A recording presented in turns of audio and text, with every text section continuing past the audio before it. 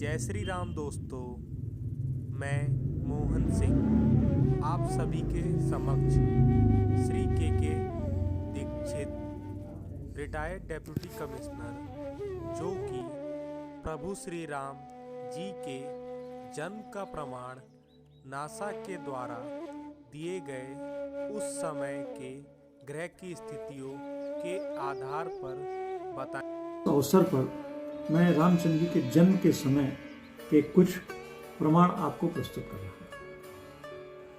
आजकल विज्ञान का जमाना है। विज्ञान में ग्रहों की स्थिति के अनुसार एक पुस्तक प्रकाशित हुई है जिसका नाम है dating of Lord Ram, dating the era of Lord Ram. ये पुस्तक पुष्कर भटनागर जी ने लिखी है और इस पुस्तक में नासा के संकेतों से, उसके चित्रों से यह सिद्ध किया है कि वाल्मीकि रामायण में तथा अन्य ग्रंथों में राम के जन्म के समय जो ग्रहों की स्थिति थी उस स्थिति को पश्य गणना के आधार पर किया है। तो उन्होंने ये सिद्ध किया है कि राम की जन्म 23 मार्च 1698 BC बिफोर क्राइस्ट अर्थात 2023 तो ये सन चल रहा है और 1698 उसमें और जोड़ दीजिए, इतने समय हुआ था। अब कुछ लोगों का ये कहना है कि वेदों में कई जगह लिखा हुआ है कि राम का जन्म तो कई हजार साल, लाखों साल पहले हुआ था। तो ये विज्ञान सम्मत प्रमाण है कि 23 मार्च 1698 बिफोर क्राइस्ट जन्म गणना के आधार पर निकलता है। परंतु ग्रहों की जो पोजीशन है वो 25,000 साल के बाद बिल्कुल वही लौट कर आ जाती है। तो हम 25-25 हजार के टुकड़ों करके पीछे चलते चले जाएं तो ग्रहों की स्थिति वही है। अगर कोई कहता है कि 1 लाख साल बाद है तो 1 लाख साल को 25,000 के टुकड़ों में तोड़ दीजिए और पीछे ले जाइए तो ये पोजीशन है।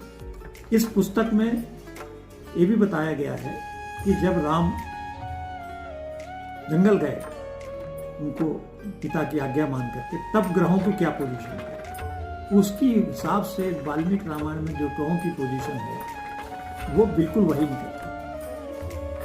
तो एक तरह से ये एस्ट्रोनॉमिकल प्रमाण है कि रामचंद्र जी हुए हैं। जो रुचि हो अगर तो इस पुस्तक को देख सकते हैं और ये पुस्तक बहुत ऑथेंटिक है। ये पुस्तक रूपा एंड कंपनी की ओर से प्रकाशित है, मेरे पास है।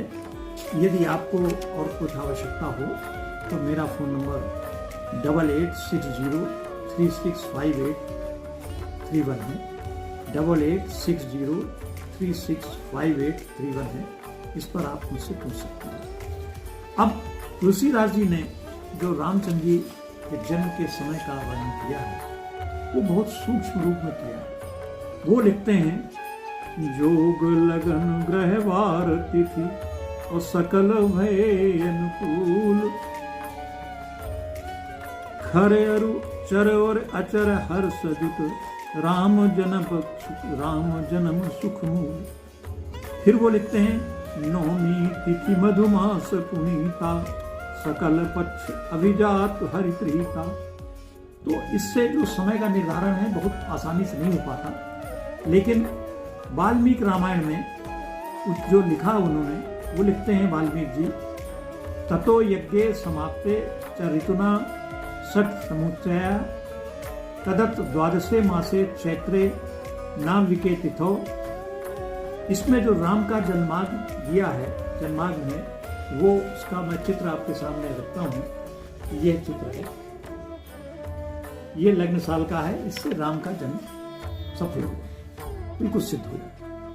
तो जो लोग ये कहते हैं कि राम के जन्म की कल्पना है वो बिल्कुल गलत है। राम का जन्म, उनका वनगमन, उनकी शादी, रावण को मारना, इन सब का जो ग्रह दिशा है वो इस पुस्तक में बताई गई है और वो नासा से प्रमाणित है। नासा के वैज्ञानिक भी इसको प्रमाण मानते हैं।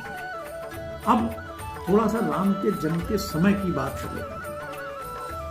हम लोग राम और कृष्ण जन्म मनाते हैं, तो कृष्ण जन्म और राम जन्म में क्या अंतर है?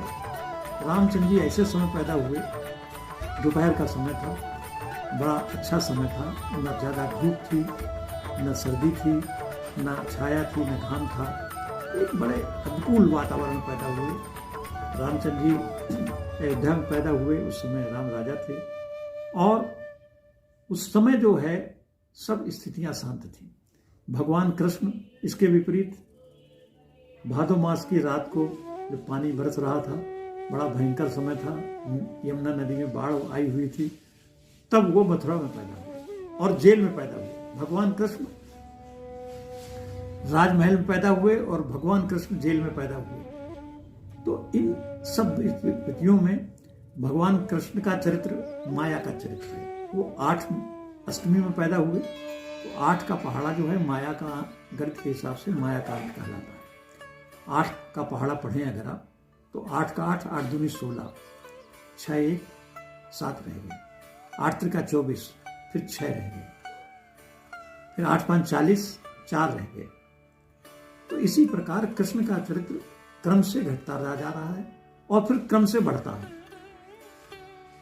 तो ये माया का तरीका है। कभी तो भगवान कृष्ण गीता के कृष्ण हो जाते हैं और कभी रणछोड़दास हो जाते हैं, कभी गोपियों के कपड़े उठा ले जाते हैं, तो परिवर्तन है। और भगवान राम नवमी को पैदा हुए।